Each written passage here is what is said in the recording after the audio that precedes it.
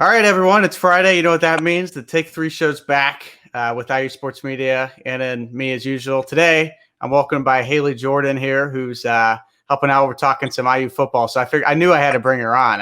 It's awesome. I know how ecstatic you were to cover the team, and we'll get into it a little later. But overall, I guess your initial thoughts after the thrilling game on Saturday. Nuts, bonkers, whack. It was absolutely insane. I was not expecting that. I was expecting Penn State to win. I think a lot of people were. And I didn't think it was going to be a blowout by any means. I knew it was going to be competitive, but I didn't know that I'd be rushing to try to turn my camera on at the last second. So, yeah. I'm prepared. Yeah. So how did it? Okay. Did you get the 2-point conversion? Were you able to get that on camera? How did that go? I got it. I think, it was okay. It was good footage. We were not allowed to stand in the center, unfortunately. So with the stadium precautions, the protocol is really strict, as it should be.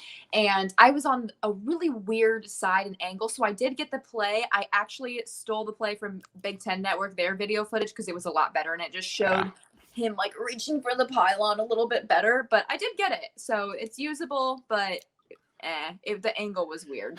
Are you one of the people that's has bought the reach shirt or just the tip I've seen? Are you into that, or are you thinking? Not yet. I'm not one of those yet, but that has been a talking point in our apartment. We've talked about buying the shirt. I've really been thinking about it. I don't know. It's like in the 4 years that I've been a student, and you as well. It's like I'm trying to think of a that memorable of a moment in IU sports, and it's hard for me to. IU basketball has been relatively bad. I think back to the game that Devontae Green went bonkers, and it was a loss. When they played Ohio State in the Big Ten tournament, he just was shooting from half court and all these shots. I'm what the heck? Where's this guy been? But I don't know. I can't really think of a moment in particular. Can you? No, I can't. This was, there's been a few good games here and there. Purdue game was great last year, but this one definitely takes the cake as far as my college career has gone. And I've been here for 4.5 years. This is my victory lap. And I still think this is the best game I've ever been to. One, because I was allowed to go. First of all, that was just a treat in itself to be able to get into the stadium. That was great and quite a privilege. I only get to do that twice this semester, but I will take it. But yeah, oh my gosh, you should have heard the crowd. And there's not a lot of people in there. The real fans? The real crowd? The real fans were, they were freaking out. And especially after the game was done, ref was like, yeah, the play's good. Everyone rushed to the front of the bleachers. Wow. And I'm just over here with my camera oh my gosh, oh my word. It was crazy. It's funny. I was talking to Jeremy Guerrero this week in an interview for I'm doing a story on a package on the cardboard cutouts at the stadium, and I was asking him. I was like, Jeremy, what if there were real fans at that game? How much of a difference would that have made? He said, with that result, we would have had to unscrew the goalposts a little bit, and the students would have come down. And those would be out of the ground. I wish. What could have been, right? But hey, at least we got a win. So, as an IU football fan or a sports fan in general, it's you got to take what you can get sometimes. Agree. Yeah. We took it and we're running with it. That's right. So we'll get into IU football. We'll dive into it a little bit more later. But first, I want to talk about the World Series, which actually wrapped up this past Tuesday. Rays and Dodgers is pretty thrilling series, pretty much from start to finish. Went 6 games. So we have some highlights here. We'll check them out.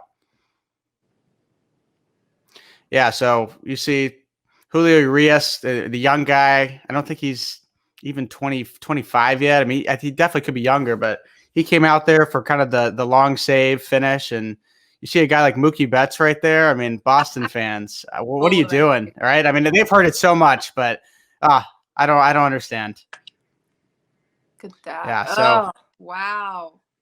So you got this. Yeah. So you got the celebration, and it's all fun and games.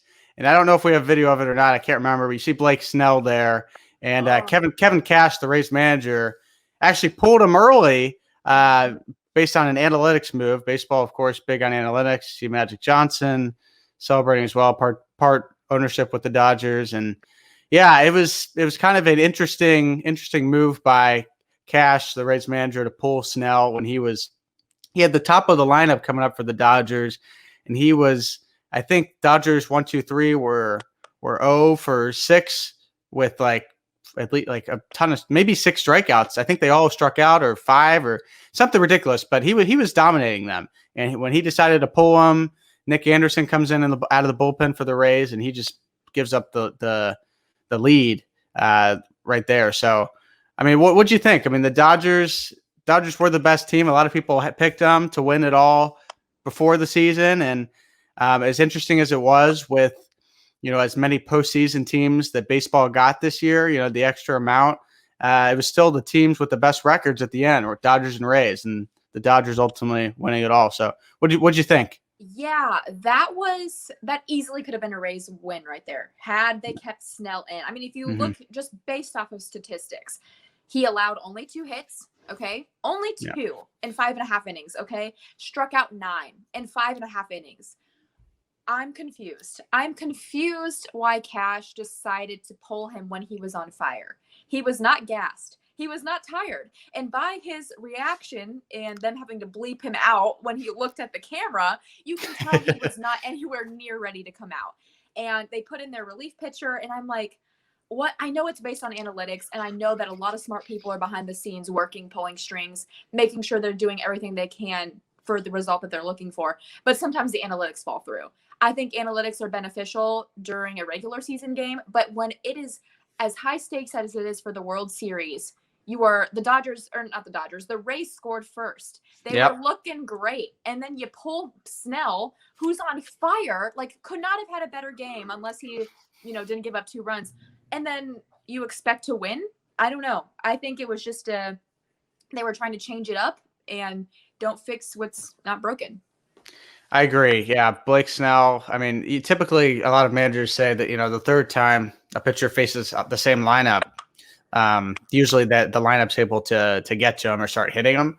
But yeah, when you have 9 strikeouts and it's like win or go home situation, and you bring in a guy like Nick Anderson in particular, who hasn't been great in the World Series. Like his ERA was like 9 or something ridiculous. I didn't really understand. Aaron Sledgers, the IU guy, did not make the World Series roster, but I don't know. Kind of would have been nice to see him get a spot in a big-time situation. But, yeah, I mean, the Rays were definitely in control of that game. And I go back to, it was game 4 where it was the crazy game where the Dodgers and Rays were going back and forth. And there was a situation at the end of the game. I mean, the Dodgers were up, I think 8-7 at one point, and I was like, yeah, you got to go for the win. I mean, the whole time. I mean, the Dodgers should play their best, and they ultimately lost the game on a misplay in the outfield and a 2-run kind of a walk-off situation. But yeah, I mean, there's been some moments in this World Series in particular where I thought were mishandled by the managers, and that was a big one right there. But I think the Dodgers were definitely the best team. They deserved to win it all. They had Mookie Betts, Cody Bellinger out there making big time plays. Corey Seager, the World Series MVP, of course. I mean, I think he had the most RBIs in a single postseason in like MLB history. Granted, that World Series round kind of gave the teams a little extra games, but still, I think it's like him and then David Freese in 2011 with the Cardinals. So, I mean, pretty elite company right there. And as far as postseason magic goes, Clayton Kershaw finally gets his first World Series. Got to be happy for him, huh? Great for him. And, I think everybody thought the Rays were the underdogs, which they were. They're a small market, and I don't think a lot of people expected them to get as far as they did. And even though they couldn't quite deliver on that last game, they have so much on their resume. They have so much to be proud of this season.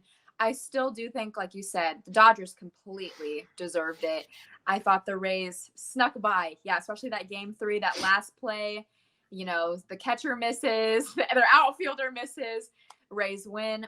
That was lucky. That was very lucky. That doesn't happen that often. But I agree with you, Jordan. I think it was well deserved by the Dodgers. And Rays they'll be back. They'll be back. They have a lot to be proud of. And I know they weren't very happy after that game, especially Blake Snell. But, it is what it is. They have next season. They prove themselves a lot. Yeah, it's true. Especially the 60-game format. The Rays really in a division where everyone had the Yankees to win it all, at least in the AL East. And Tampa not really a flashy lineup, but got it done. You have a guy like Randy Rosarina, a rookie. Randy. Randy. First of all, can I just say I love that his name is Randy. Like I think it's great. And he's just he was just the energy and kind of the spark that continuously the fire in that lineup, at least during the postseason. It's almost one of the situations where I think like the playoff MVP was actually on the losing team, because I think Randy Rosarina, he had 10 home runs in the postseason, and he had I think he had 10 all regular season. So like he matched that total in 15 games or however many they played. So it's like it was crazy. It was really crazy. I think they got a great player there. And the scary thing is the Rays have a really good farm system coming up. So yeah, I think I agree. I think they'll be a contender, but it's not easy to get back to the World Series. The Dodgers did it 3 times in 4 years, and that's impressive. And this is the first time they won. Yeah. In those years. Yeah. So I think it was very big for Dave Roberts, the manager with the Dodgers, because honestly, if they lost, I think he definitely would have been potentially in the hot seat. How many times can you just lose in that situation and not face a price for it? That's just me personally, but Dodgers also losing David Price, a guy who opted out before the season started. Kenley Jansen thought about it, the closer, but he ended up staying. So yeah, very impressive performance by the Dodgers to keep their focus and win it all. But Haley, I want to talk about kind of the other storyline from that game, and it was actually after the game. Okay, Justin Turner, the third baseman for the Dodgers, was pulled, I think, in 4th inning or middle of the game, whatever inning it was. And people weren't sure at first, but MLB basically said so he had a test and it was inconclusive, I think, leading up to the game. And then they finally got the results in, and it turned out he was positive for COVID-19, and he was playing. He was playing on the field. So yeah, exactly. Like, how does that happen? Yeah, I would almost think that, okay, everybody needs to get their results before you set foot on the field, right? That's what all the Big Ten schools are doing that we're used to. So I don't know why it would be any different for a professional sport, but my gosh, that was wild. Yeah, that was during the 7th inning when they were like, hey, by the way, could you imagine being Justin Turner and having your shoulder tapped? And they're like, by the way, you have COVID. Get out of the dugout. Like, oh my gosh. And it's during the World Series. This is a huge game. And then you just have to leave the dugout. And I honestly don't know where they put him for the remainder of the game.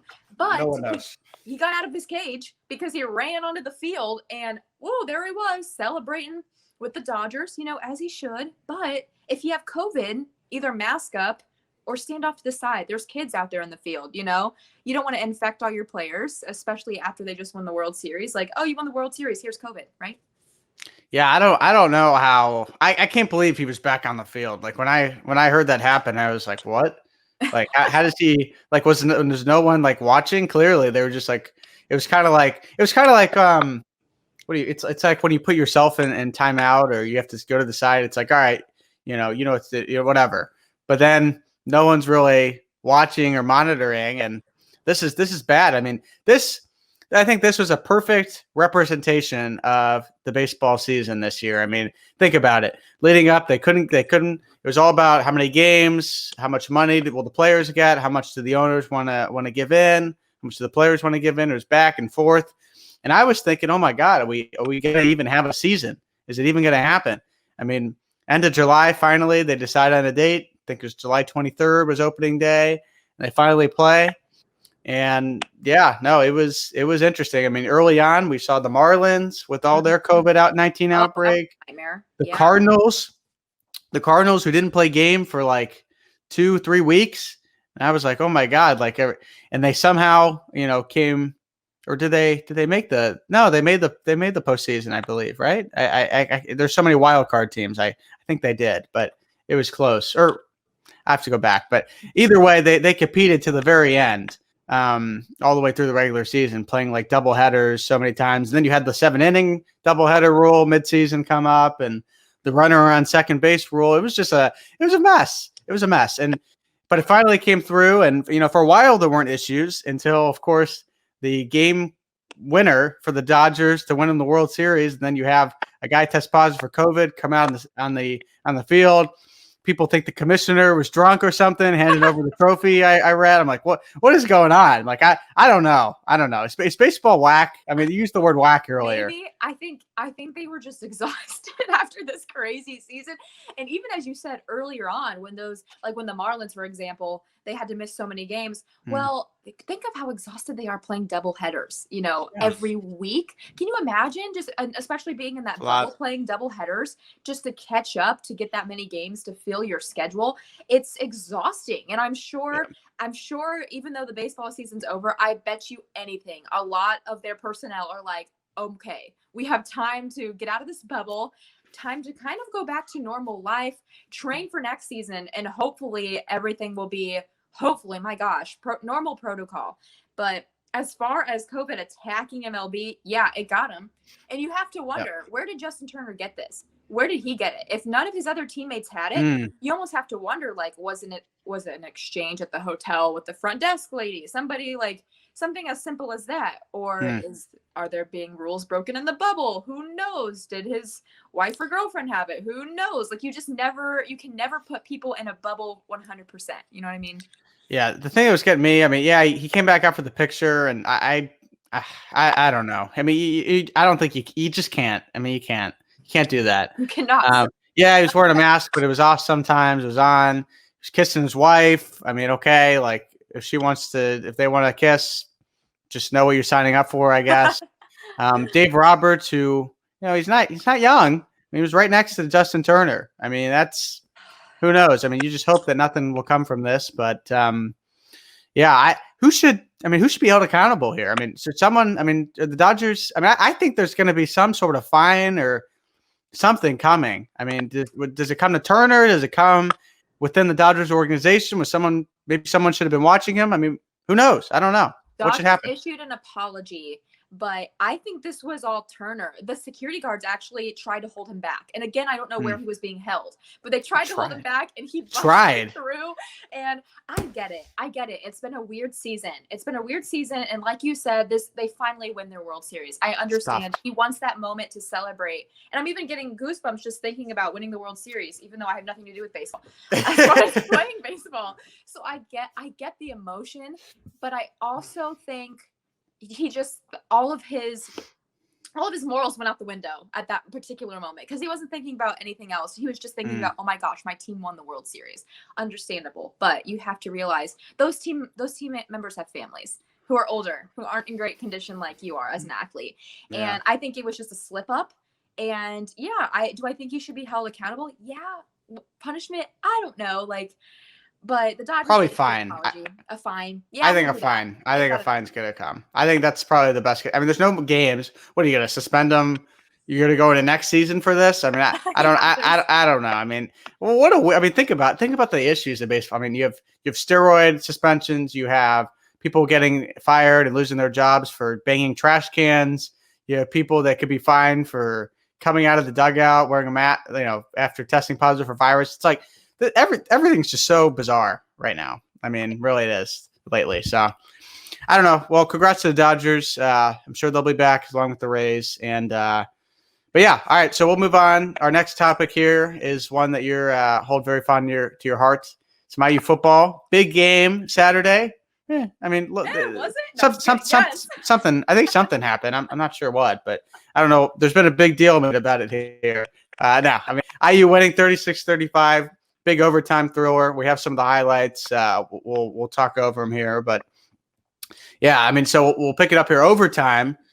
Penn State up 7, and at this point, as you see, Penix find Whop Phillier, big catch there. Tom Allen said he already made his mind to go for 2 here on the drive. There he is. There's Penix. Oh, yep. Is he in? Is he not? I don't know. We'll see a replay. How many times have we seen this? I don't know. But boop, Sistine Chapel. There he is, the finger. I've seen it. It's great. It's good. Hoosiers win. Unbelievable. I still couldn't believe it.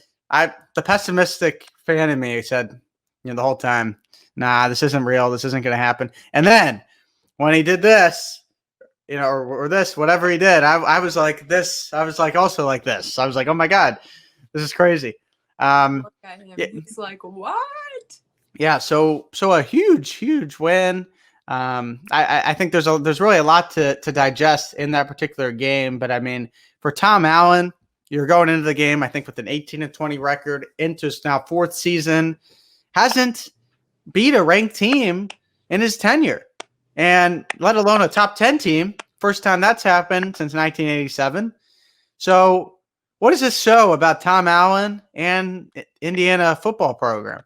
I don't think anybody saw this coming. And I've been on various talk shows, with Drew Fry, the toss up and everything. And we all made pretty valid predictions, I would say. And nobody saw this coming. And I think that's the beauty about football, because it's the beauty about recruiting new people. It's the beauty about getting a new quarterback. We have a different quarterback this year. So obviously our gameplay is not going to be the same as it was with Peyton Ramsey. As for the program, I think Indiana needs to be extremely excited about this. This is not just, they happened to get lucky and win by 1 point. That's not what this is. This is a stamp. It's a staple in history. And I think this is going to carry their confidence throughout the rest of the season too, because everybody was unsure. Nobody wanted to play Penn State. I remember back when the schedule came out, people were tweeting, "Oh boy, let's get that, loss out of the way first," right?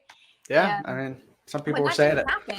That didn't happen. So obviously my record has changed. My record prediction has definitely changed. If they can beat Penn State, I think they can beat a lot of those teams except Ohio State on their schedule at the moment.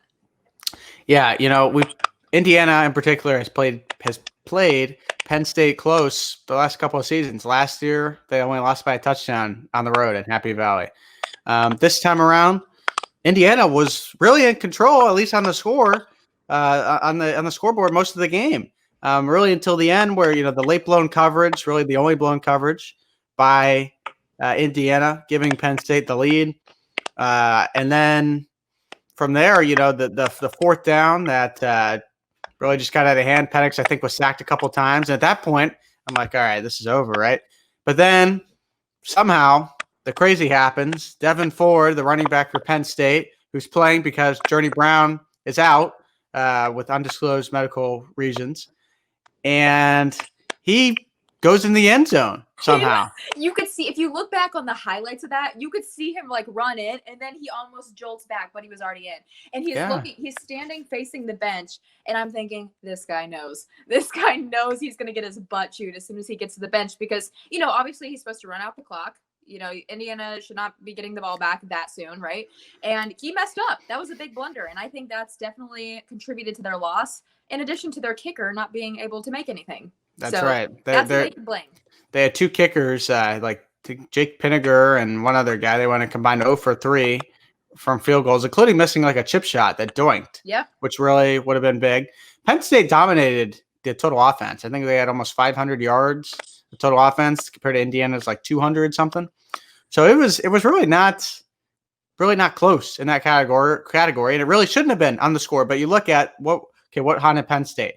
They had 10 penalties for 100 yards. That's not going to help. They had, I think, 3 turnovers. They had 2 interceptions, I believe, and a fumble.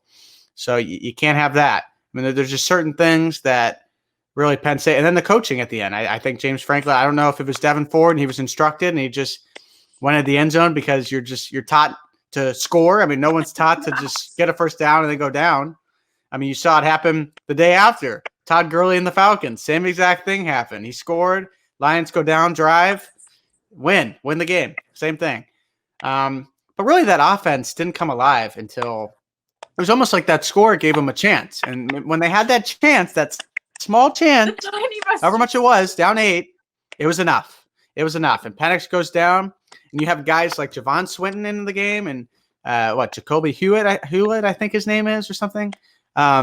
Really a couple young players at wide receiver making big time catches. Peyton Hendershot gets finally involved on that drive, 75-yard drive, with I think 22 seconds remaining. Indiana able to punch it in to the end zone. Pretty big time drive right there. I mean, that's something I don't think Richard Lego gets done. I don't know. Maybe Peyton Ramsey. I mean, in last year's offense, but still, Michael Penix Jr. making things happen on that final drive, and then he punches in for 2. when I thought he struggled tremendously first half. I thought, oh gosh, no, like, was it a mistake? Immediately, like the pessimistic fan in me and the reporter is like, oh my gosh, where's Ramsey? Bring in Ramsey, But then once his arm got warmed up a little bit throughout the game, starts throwing TDs. He finds Stevie Scott twice, finds WAP. He runs one in himself, 2 2-point conversions. He stepped up when it counted. He did. And Tom Allen said, he was like, you know what? He did struggle. He did struggle in the first half. And that's fine. He goes, because he didn't when we needed him the most. And that's what makes a great player. And I think you're right, Jordan. Like, that gave him that, like, the little shred of hope. Like, oh my gosh, we are good. We're capable. We're going to do this. And they did. And sometimes that's all it takes is just a little shred of hope, a little shred of confidence to be able to finish the job. And that's what happened.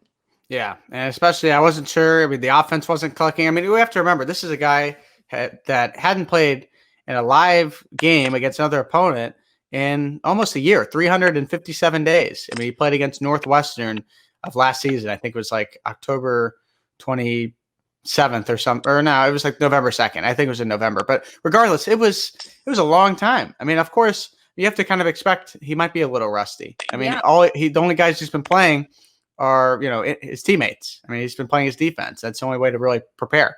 And he comes out flat against Penn State, a top 8 team going into the game in the nation.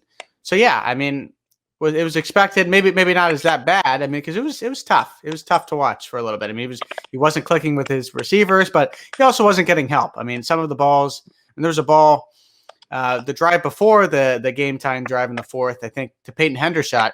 The ball just went right through his hands. He just totally missed it, and that would have been a big play. That would have. I agree. He didn't get help. A lot of things that went wrong during that game that shouldn't have gone wrong. Unfortunately for Jared Smoller, that wasn't an ideal situation either. So, yeah, everybody can say like, oh, Penix struggled, which he did. He really did. But so did a lot of people. A lot of people. Like Stevie Scott, even Stevie Scott, who had 2 TDs in most of the game, he struggled. He had a fumble, right? There was something that went wrong in there. So although people can rack up points, have a great performance, well, that doesn't mean that they're going to be perfection the rest of the game. That was very evident in the stats report that came out later. Like, okay, yeah, you got 2 touchdowns, but you also got a fumble. So nobody's perfect. And I think they're going to really hit on that in the film. Tom and Coach Allen was saying, I'm giving these guys 24 hours to celebrate and to rest, and then we're looking at film tomorrow. So he said in the post-game Zoom conference, he's like, film. That's what we're focusing on, and I think this is a great game to watch because there were a lot of little mistakes, but unfortunately, it worked out in Indiana's favor. So. Yeah, I asked, I was listening in to Tom Allen on the radio show he does with Don Fisher on Wednesday, and Fisher asked him about that kick by Smoller at the end, like what was going on there. So they actually called a power squib, is what it's called. So he was supposed to kick kind of a line drive and make it returnable, but like enough where I guess an Indiana defender would be there and to tackle. But he mishit the ball. And that's kind of why he had that short squib that almost Penn State started at basically midfield. And at that point, it's like, oh my God, they're going to have a field goal attempt, and then they're going to win the game. But when he missed it, they're all like, whew, thank God. But he almost cost them the game. He knows it. But nevertheless, it was a big win at the end. And yeah, I think it was the right call. I had a feeling that Tom Allen was going to go for 2 in overtime. The defense was exhausted. They were giving up. They gave up the touchdown to Penn State and the blown coverage and late in the fourth. And then the running touchdown, granted, they let him score. And then again, Penn State scored pretty quickly in the first overtime. So when I saw that, I'm like, okay, if they score, I think he should go for 2. He's tired of being close. He said, I'm sick and tired of being close. I love that because absolutely, that's all Indiana's been in the past couple seasons is close, but not good enough to get it done, to break through, right? Whatever, the grit, whatever his word is. It hasn't been there, but it was on Saturday.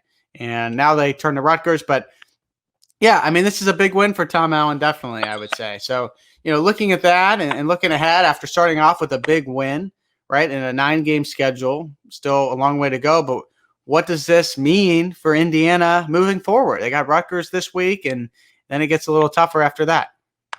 Yeah, everybody has predicted, whether you are a college student studying sports like us or whether you are an analyst for Big Ten Network, whoever it may be, if you just type it in on Google, there are a lot of different opinions, and people have said Rutgers are going 0-9.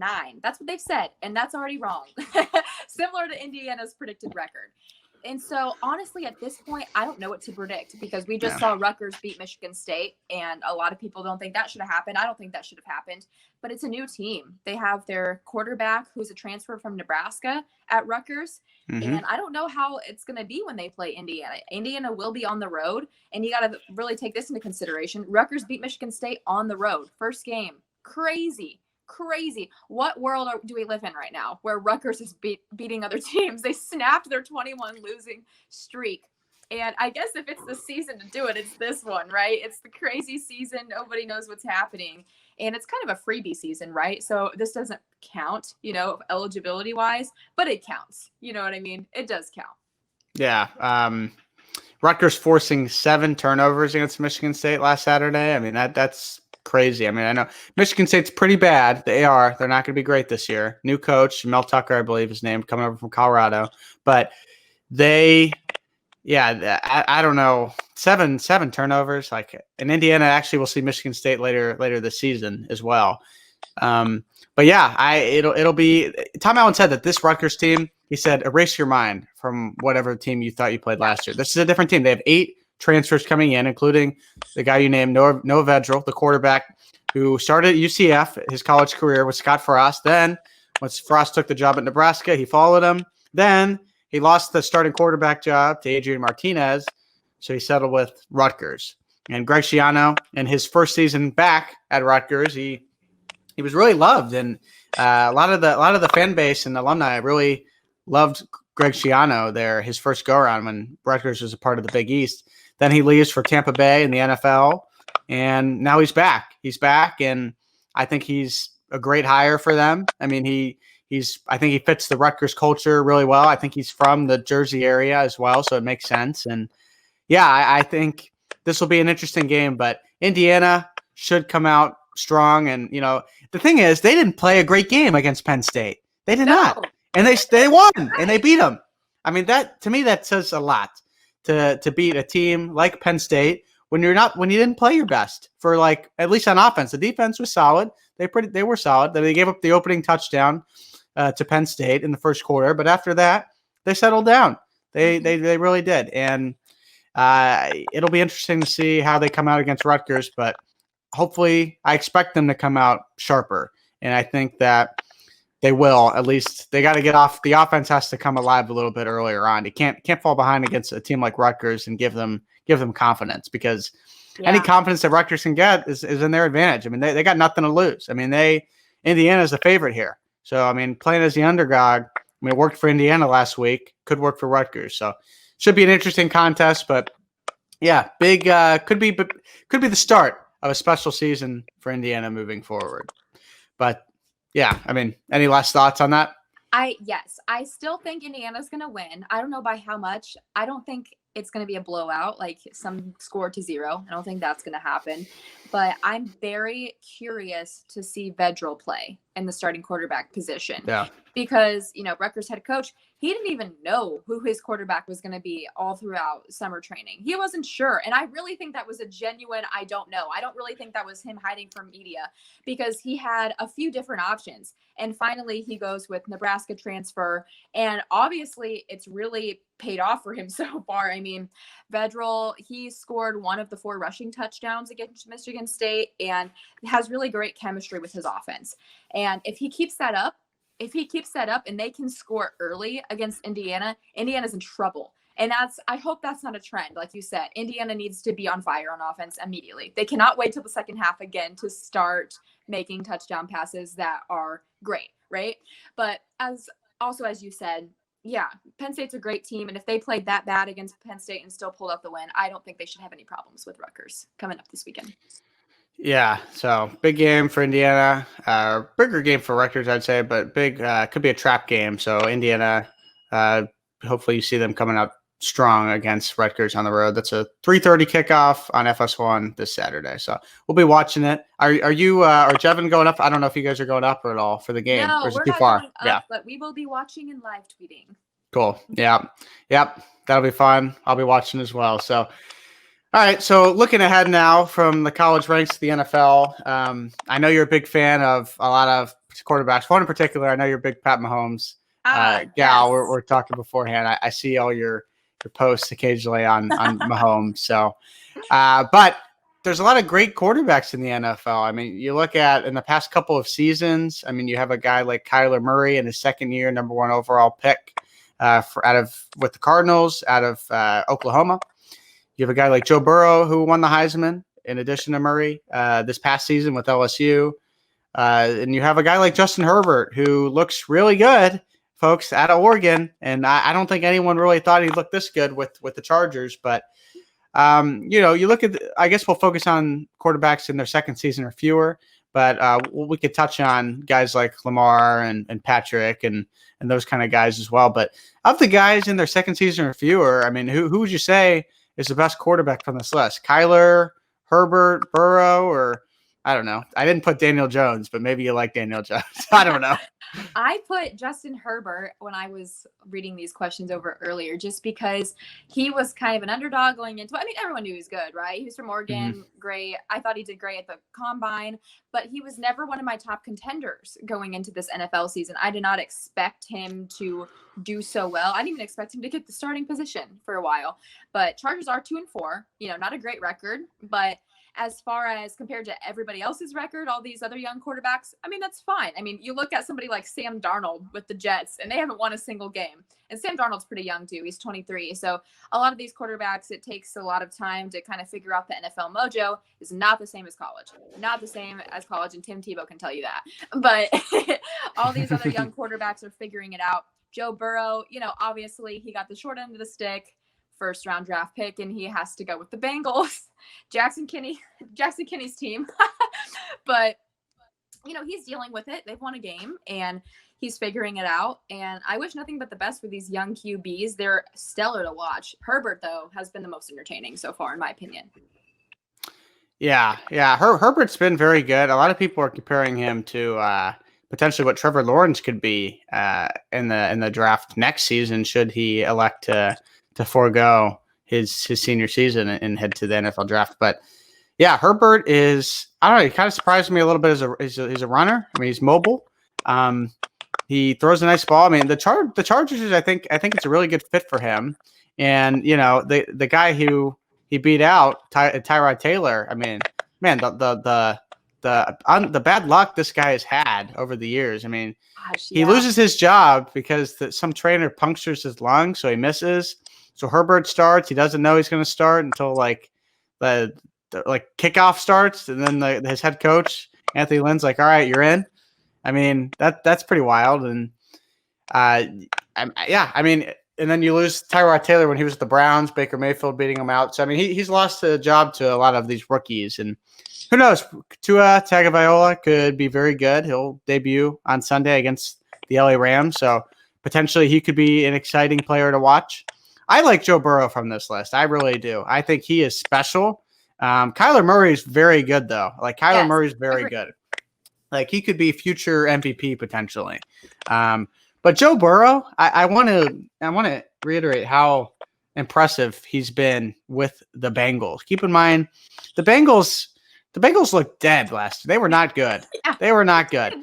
And you bring in, I mean, they had Andy Dalton, and Andy Dalton's not terrible, but I mean, he's not like a superstar. I mean, I think Burrow, what we've seen out of him, I mean, big games. I mean, they really should have beat the Browns this past Sunday. Their defense isn't great, but he's throwing the ball. I mean, I think he leads the league NFL in pass attempts and pass completions. He's just throwing the ball all over the field. Part of it's because they're playing from behind a lot, but Burrow is unbelievable. I think that they could really build around him. I mean, you see he's developed chemistry with guys like Tyler Boyd and, finally clicking with AJ Green. They got a guy like Joe Mixon at running back who has shown flashes that he's really good. So I don't know if they can get a defense and build that up.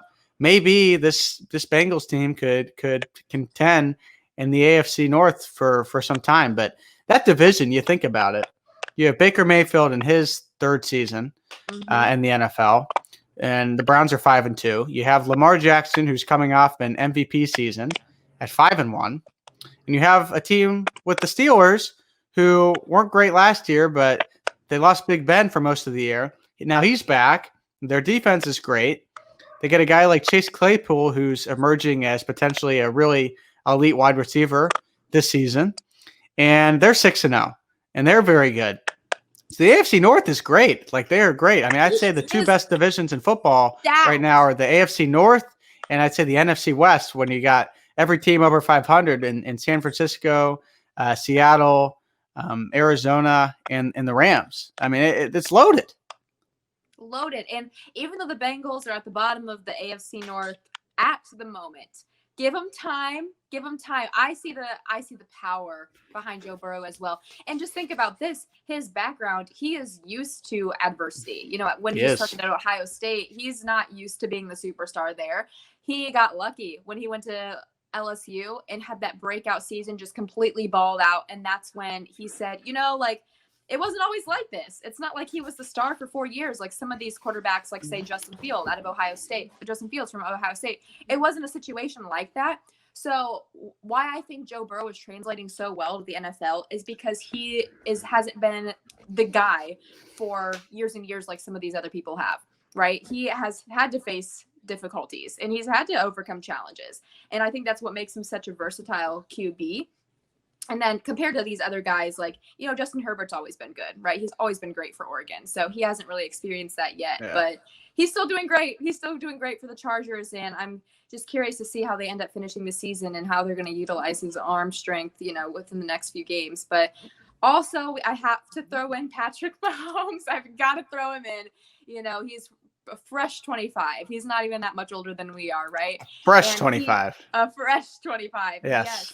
And, you know, he was out of Texas Tech and just continues to be the poster child of the NFL. And speaking of child, he's having a child, a girl. Yay, how exciting. I'm hoping that she is a beast athlete, maybe a volleyball player. Who knows? But he has always been my number one QB. And just so we can get this on the record, I liked him before they won the Super Bowl. I just want everybody to know that, whoever can hear me. I liked him before he won the Super Bowl. I saw him come out of college, and I was like, that guy's going to be good. And then he was. And so people are mad about it. They can just talk to me about it or not. Yes. Mahomes, of course, winning the Super Bowl last season, really came into a great system there in Kansas City with a genius and Andy Reid. And the offense, I mean, you think of the guys they have, Travis Kelce, Tyreek Hill. They had Damian Williams last year. He opts out. So they go ahead and draft Clyde Edwards-Helaire, who's been pretty good. They go just sign recently Le'Veon Bell add to that offense. So they have a very good offense. Sammy Watkins too, Mecole Hardman. I mean, they have a lot of playmakers. So the Chiefs are really good. A team that actually has been, I don't know, a quarterback. It's kind of digressed maybe a little bit potentially. Has been Lamar Jackson this year, and it's easy to do that, I guess, when you're coming off an MVP season. I mean, it's hard to replicate those numbers. But he has 10 pass touchdowns to just 2 picks this year. I think 1,200 or so passing yards. So really the numbers aren't super flashy through 6 games. But, I mean, what do you think of the Ravens? I mean, when does Lamar Jackson, of course, losing to Tennessee last year in the playoffs, did they take a step forward this year? Or what do you think? Undecided on them right now because, you know, I thought the game was really good when they played the Chiefs. I thought it was good. But I don't know if I'm seeing MVP star potential from Lamar Jackson this year like I was last year. I don't know. I mean, he's still great. Don't get me wrong. He's a great quarterback. He's one of the top quarterbacks in the league, in my opinion. But is he as good as he was last year? And is he showing that superstar potential that I know he has? Not so much. But there's a lot of games left, and he still has time to show for it. But as of right now, I think they're not as flashy as they were last year. And that's okay, but that's just my opinion. Yeah, no, I think they have the least amount of receiving yards out of that wide receiver unit in the NFL. They really just don't have, I don't want to say he has help necessarily, but I mean, they're just so dependent on that run game. And then the run game kind of opens up the pass because Lamar can do both. It's just, I don't know. I don't want to say it's becoming little predictable, but I think it'll be really interesting to see Pittsburgh and Baltimore play each other this Sunday because Pittsburgh has the best run defense in the NFL. What's the bread and butter for Baltimore? The run game. So I think that could be a very interesting matchup head to head. But of these quarterbacks that we named here, so you have Murray, Herbert, Burrow. Which of these makes it to the Super Bowl first? Yes. Okay, let's see here. I'm looking at the list. Gosh, I would say it'd be Joe Burrow, but unfortunately he doesn't have the weapons to do it. So I'm going to retract that statement immediately. I'm going to say Kyler Murray in this situation. Justin Herbert, he's great as well, but with a 2-4 record, no. No, I mean, you'll never know who they'll pick up within the next few years. But yeah, we're going to play it safe and go Kyler Murray. I agree. You think so too? I agree with you. I think the Bengals, it's about a team. It takes a team to get there, but you need a great quarterback. Kyler Murray's that. I think he's only getting better. He's taken a lot of steps forward in between this year and last. They go get DeAndre Hopkins in the offseason. Budda Baker on defense could arguably be the defensive player of the year in the NFL. So they have pieces and they're building, and they still have Patrick Peterson and some other guys. So I think the Cardinals could get there, but boy, oh boy, that NFC West, like I was saying, the Seahawks right now, yeah, who's going to beat them? It's looking tough. Russell Wilson's playing; he's the MVP right now. He is playing out of his mind. So I don't know, but these three quarterbacks are all great. But I think as far as a team goes and building a team, Kyler Murray, I'm with you. Yeah, you need as you can be great. You can be a Joe Burrow, but you got to have your weapons. You got to have the team to back it up. Yeah. Well, all right. So I think that's all we have. But as far as this Saturday, I mean, any plans for the game? IU Rutgers? I will be at work, so I will be. You'll be working. I will be at Wish TV 8 Sports, so I will be there and just trying to take a peek at my laptop every once in a while, checking the score. So I won't be able to watch it, play for play, but I will be there live tweeting. Jevin will certainly be watching and live tweeting for IUS TV Sports. I'm excited. I am thrilled to hopefully see another Indiana win and put that record at 2-0. But yeah, I'll be peeking at my laptop while I'm at work. You're picking good teams. So you got Pat Mahomes and the Chiefs, and you got Indiana Hoosiers right now. Who would have thought, right? Yeah. But here we are. Here the Hoosiers are. So, okay, well, cool. Well, thank you, Haley. Good luck. Good luck shooting football. Like you said, hopefully no monsoon tonight. Maybe bring a poncho just in case. But stay warm and have fun. Thank you for coming on. Have a great weekend, Jordan. See you later. All righty. Thank you.